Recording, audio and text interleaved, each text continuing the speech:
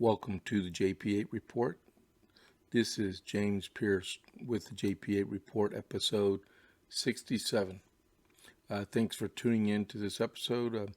I always remind people at the very beginning, don't forget, if you're watching this, please subscribe so you can get the online updates from Rumble so you know when I do broadcast and you just miss the notification.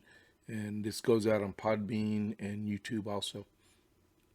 But thank y'all for everyone that watched my Rumble Live the other day. I'll be doing it again on Saturday at 10 a.m. That's my usual time unless something happens, and I'll announce it beforehand if I do change the time and or date, especially since Christmas and New Year's is coming. Okay. So I had one subject I wanted to start off with today, and I changed my mind at the last second. I might get to it, or I might save that for another podcast. Probably might be the next one. I don't know yet, but we'll see. Or I might just do it today. I feel Gigi about it, or Gigi, whatever her name is. Well, then I want to start off today with the root cause of it all. That's the name. That's what I'm going to name this one, episode 67, the root cause of it all. So yesterday was Thursday. I was watching some of the news, and the White House press conference was ongoing, and a reporter asked the press secretary about the smash and grabs that were going on all over the country, and all the crime that's been going up over the last year, and what would her feeling, what would be the root cause of all the crime. And Psaki said the root cause of the rise in crime is the pandemic. Okay, give me a break. The pandemic is the root cause. You can go back several years, and I saw it on another news broadcast. George Soros started flooding money to DAs and public forum groups for zero bail and liberal jailing policies, and where they don't send people to the jail for committing crimes or won't charge them at all. The rise in murder rates, the rise in robbery and rapes and assaults, all that is stemmed back to these liberal law enforcement policies, from the defunding of the police to demolishing of the police departments, that people still actually believe in doing, instead of standing up for the police and the laws of our country and doing what's right and not committing crimes and doing what you're supposed to do. That's why so many of us own weapons, so we can protect ourselves both from the government and from criminals out there. I'm not saying they're the same, they're not. But at the same time, what would you do if your police force is communitized or downsized, in your local response time for a police officer is 5 or 6 minutes, and someone's breaking into your house, or you're on the phone with someone because you're being assaulted and you need someone now, and they say, well, just wait for the police, or you're armed. I'm a lifetime member of the NRA. I fully believe in the Second Amendment. My wife does.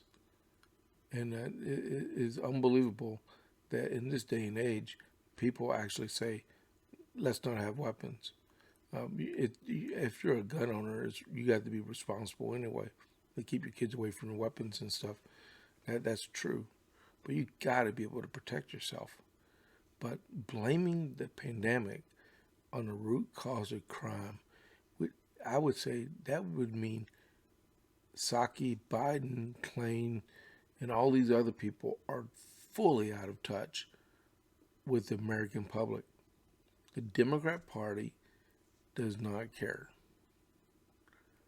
We can play the little game of let's defund the police, no, forget the polls. You do what is right. Okay, there are too many things going on. Cook County, which is where Chicago is in Illinois, the other day registered their 1,000th murder for the year, and it's December 3rd right now.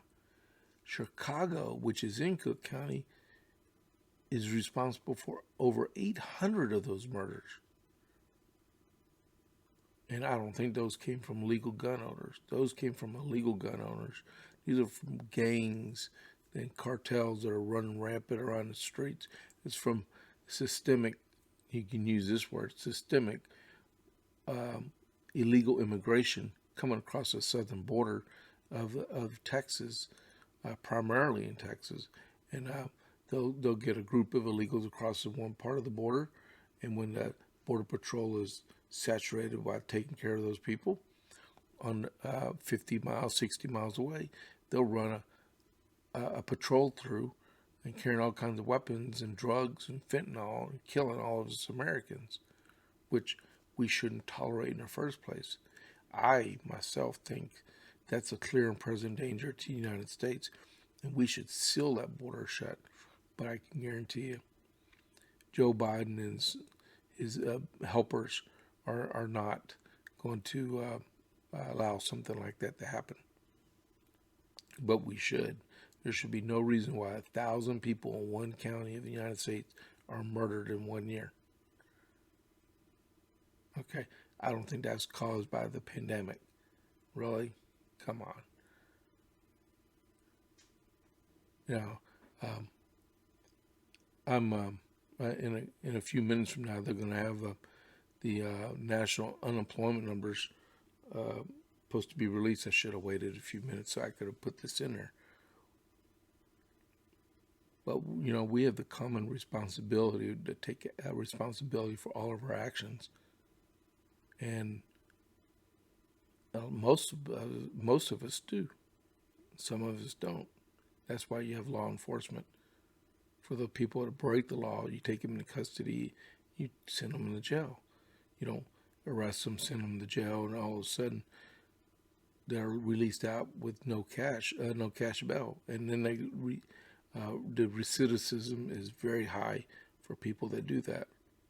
Matter of fact, for all people that come out of prison, the recidivism rate is like 70%, which is crazy. Looking over my shoulder, it's like a minute before they release these numbers. But if people are all employed, 4.5% unemployment rate, what is the root cause of all this? It's people doing what they want without regard to common decency and responsibility, and just because they can actually do it because they know they won't be prosecuted or caught. That is the root cause of the rising crime in the United States, not the pandemic. Peppermint Patty needs to review on how she's briefing people, because it is not right what she said. If that's the case, as soon as the Biden decides when he's finally going to stomp out the pandemic, crime is going to stop. Now, until they get a hold on what is going on in the world today, will they actually put a damper on crime?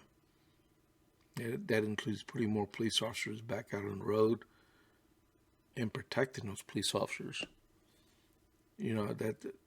That's I can't believe she was even crazy enough to even suggest that something like that was even possible to happen. Blame it on the pandemic, man. So, still got a commercial on TV. So, let's see. Give me a second here. Maybe she needs to get out back into the world and see what's actually going on. around the different communities instead of inside the White House itself. And listening to some guy that can't remember what happened like 2 days from now, 2 days before. Let's see. And it is, hold it. Oh, they're still talking about other stuff. Man, I feel like I'm doing a Rumble Live right now, which will be tomorrow at 10 a.m., right? I want to see this real quick because I want to give that to y'all. Let's see. We're doing headlines. But, so, if y'all have any comments on Jen Psaki's The Root Cause of Crime in the United States, leave a comment down here so people can start discussing it. Don't forget, on my podcast, so you can click the little box and love for the Rumble, and that increases visibility on the podcast also. They're talking about crime in Chicago. The make believe. Oh my goodness, that is not good. 210,000 jobs created in the United States. They were expecting 550,000, but the unemployment rate dropped to 4.2%, which means people left the workforce. People stopped looking for work, and only 210,000 jobs were created. That's a problem. The lack of initiative and importance of people getting out there providing a living. They choose not to work, not to bring in income because they want to be dependent on the government. That is crazy. I can probably tell you right now, stock market's probably going to fall through the floor. That is crazy. Oh my goodness, man. Wow. 210,000 people, and they expected 550,000. It's not going to be a good day. It is not going to be a good day. Unless it was all pre-planned, right?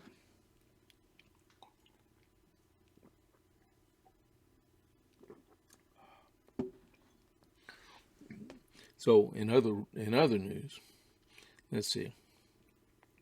The Republican Senate, 19 Republican senators voted to extend the debt ceiling in the United States until February, and one House Republican did. That would be Adam, I'm almost out of office, Kitzinger. I can't believe Illinois. See, we were talking about crime in Illinois, right? Well, we just had redistricting, and they redistricted him out of a congressional seat. So he says, I'm not going to run because I got my eyes set on higher office. No, you don't. And the House of Representatives people, they don't get elected president, hardly ever. So don't even think you're going there. And I don't think you're going to be the governor either. Your political career is done, Mr. Kitzinger. I don't care if you're a vet or not, because I'm a vet. Okay? You're just stupid. And 19 Republicans. But the one thing they did not fight for, and they probably, it might have been a valiant fight, but they were trying to put in the debt ceiling bill to eliminate the vaccine mandate that's going all over the place. But they didn't fight for it. I guess they left that for another day. But they provided enough funding in the government to be able to proceed until February so they can try to hash out a budget that was due to go into effect on the 1st of October. So right now, we're going almost half a fiscal year without a budget. They want to fight for all this stupid nonsense, debt ceiling, tax benefit, social spending that we don't have a single dime for, but they won't adequately fund the U.S. government for the Treasury, Department of Defense, Department of Homeland Security, Health and Human Services. Did you know that Health and Human Services by budget is the largest expenditure of federal tax dollars in the government. Did you? I thought it might have been the Defense Department, which it should be. Maybe our priorities are all screwed up and stuff. It might be all that gain of function stuff that they do and don't tell us. They raised the debt ceiling.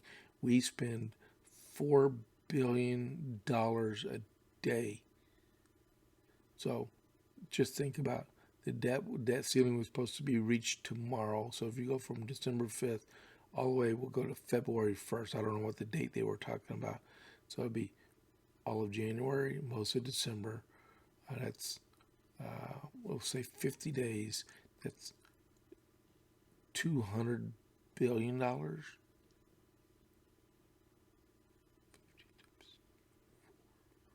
5 times 4 is 20. That's, give me a second here. I'm losing it. I mean, that's a lot of money, though.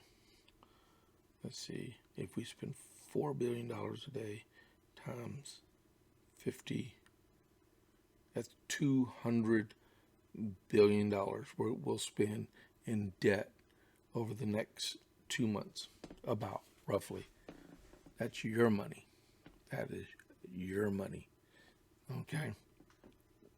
Let me say again. That's your money, and there should be accountability for every dime that goes out. Not the little slush funds, committees, and stuff like that. That is unbelievable. So only 210,000 people found a job. Unemployment rate dropped to 4.2%, which means people left the workforce. And we have a inflation rate of 7.5%, which just came out the other day. And they want to infuse about $5 trillion more dollars into the United States. It may be more than that, because there's senators out there that are telling the Congressional Budget Office, you need to score that BBB bill for 10 years like you're supposed to, not the 1 year or the 3 year mark or the 5. It's supposed to be scored at 10 years. Okay. Yeah. Along with that, the inflationary expenditures coming out of the BBB, it's going to be worse than when Jimmy Carter was. But at the same time, you're getting inflation for power, for gas, for food, for Christmas presents and Christmas spending. And we just heard about $1 more for a turkey. Peppermint Patty, she just said it was only $1 more. Miss Psaki, you need to go down and talk to people that you go to these food banks for and serve for, and ask them how important $1 is to them, because it's very important. What else is in that bill? Oh, how about this? They want to give amnesty to 4.6 million illegal aliens inside the United States. They want to legalize them for breaking the law, which is going to cost us more money, because we're going to give them benefits, welfare benefits for being here, because if you can't speak English, chances are you can't find a decent paying job in the United States. No matter what your education level. Well, if you're highly educated, you're probably going to know English anyway. But there's poor people that come across the Rio Grande. They don't, from Guatemala, from El Salvador, Costa Rica, from Venezuela. A lot of those people don't know English. And they're not going to walk into a job paying $20, $25 an hour, because they're not going to be competitive to the average American living here. So they're stuck in poverty. So they're getting like the Lone Star card, and they're getting this and that, because they got to be supported. Of course, we're educating our kids with our tax dollars with English as a second language. Bilingual education it's all right with me, because it should be important. And when my kids were in high school and they wanted to take like German or French, a friend of mine his last name is Garcia, real good friend of mine I served with. He's from San Antonio. when we were stationed in Maryland, he came home and told his dad, like, "Hey, Dad, I'm going to take Mandarin in the high school." And his dad said, "Oh, no, you're not. You're going to learn Spanish because we're going back to Texas." And I told my kids the same thing. Why are you learning French? Why are you learning German? Who speaks French these days? Who speaks German these days except for Germans, right? You should be learning Spanish. And so they took Spanish in high school. That's the way it is. But, oh, man. Wow, I can't believe that with that unemployment rate. Wow. But 7.5% inflation rate, and the fiscal year's not done. Year over end, it keeps going up. Oh, and then President Biden's approval rating this morning was released at 36.8%. In the same poll, it keeps downtrending him almost every week. His approval rating is 36.8. Look at it like this.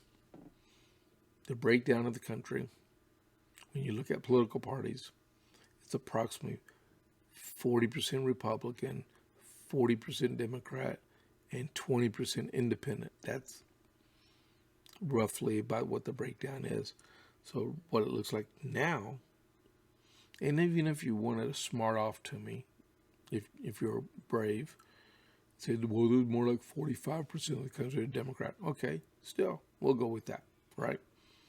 His approval rating is still at 36.8%, which means he's underwater with the Democrats.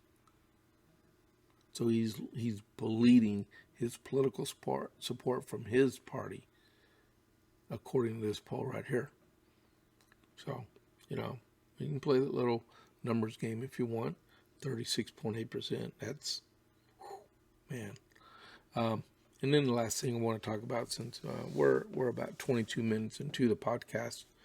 My favorite, oh man, I wish I had a picture of it. Oh, Brad Blakeman, he loves to put pictures of Chris Christie in a lawn chair wherever he goes, because he's another stupid person.